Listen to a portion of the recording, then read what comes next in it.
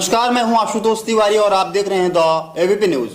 देश में 5वें चरण के लॉकडाउन की शुरुआत हो गई है और इस लॉकडाउन को अनलॉक 1 भी कहा जा सकता है। और ये ऐसे समय में जब देश व राज्य समेत बस्तर में भी कोरोना का आंकड़ा बढ़ रहा है, जो अब आमजनों के लिए चिंता का विषय बना हुआ है। दरअसल अनलॉक 1 में रियायतें काफी बढ़ा दी गई हैं, जबकि अब पूरे देश में कोरोना का मामला बढ़ता जा रहा है। और बस्तर की बात करें तो बस्तर में 3 कोरोना पॉजिटिव मरीज हैं और 2 मरीज बाहर से शहर आए थे, पर तीसरे मरीज ने अब शहरवासियों की चिंता बढ़ा दी है, क्योंकि जानकारी के मुताबिक तीसरे मरीज का इलाज जगदलपुर के एमकेएम अस्पताल में चल रहा था।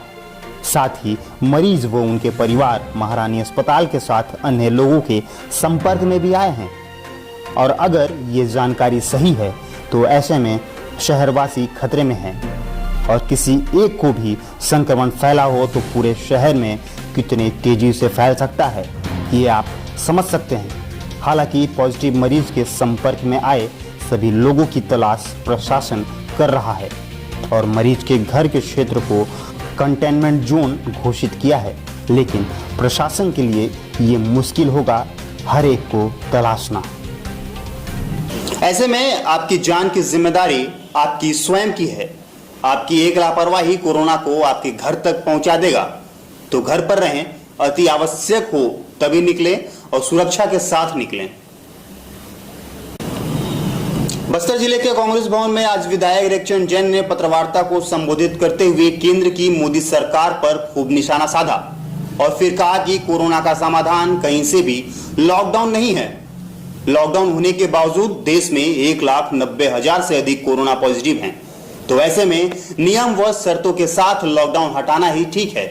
और क्या कहा विधायक महोदय ने, देखिए।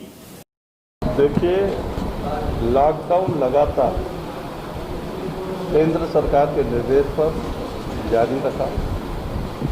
देश की, प्रदेश की अर्थव्यवस्था पे काफ़ी चोट आ रही थी और लॉकडाउन ही कोरोना का समाधान नहीं, ये चीज़ सामने चलकर आ गई। और इतना लॉकडाउन होने के बावजूद केंद्र की सरकार जो काम कर रही थी, आज संख्या कितनी पहुंच गई कोरोना की, 1,90,000। और अभी बस्तर की बात अपन करें कि बस्तर में या छत्तीसगढ़ में जो भी आंकड़ा अभी 400 के आसपास पहुंचा है, ये जो अंतर्राज्यीय मजदूर जो आए दूसरे प्रदेशों से, ये मामला उन्हीं के माध्यम से बढ़ रहा है। और मुख्यमंत्री जी ने संवेदनशीलता से सभी क्वारंटाइन सेंटर में जो मजदूर हैं उनके परीक्षण का काम शुरू कर दिया है।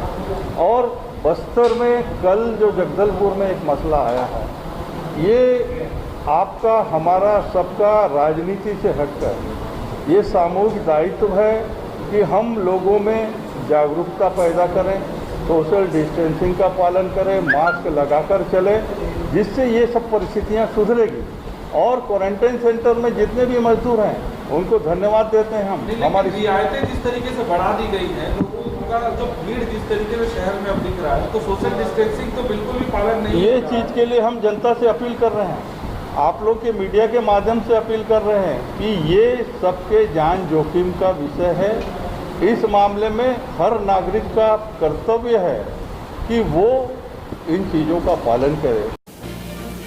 विधायक साहब ने तो देश का आंकड़ा बता दिया, पर अपने राज्य की स्थिति भूल गए कि कंप्लीट लॉकडाउन के दौरान राज्य में कोरोना के मरीज की संख्या काफी कम थी। पर जैसे जैसे रियायतें बढ़ती गई, कोरोना मरीजों की संख्या भी बढ़ने लगी और अब तो लॉकडाउन जब मात्र नाम भर का है, ऐसे में राज्य के साथ बस्तर में भी हालात गंभीर होने वाले हैं। इसलिए आम जनता से अपील है कि बहुत जरूरी हो तभी घरों से बाहर निकलें और सुरक्षा के साथ निकलें, वरना आप स्वयं कोरोना को अपने साथ अपने घर ले जाएंगे। कोरोना ने पूरे देश को लॉकडाउन कर दिया है और बहुत सी ऐसी चीजें जो लोगों ने अपनी आदतों में शामिल कर लिया है, वो हैं मास्क, सैनिटाइजर व सामाजिक दूरियां बनाए रखना। और जो इन सब का पालन नहीं करता उन पर प्रशासन कार्रवाई करता है और चालान भी काटता है।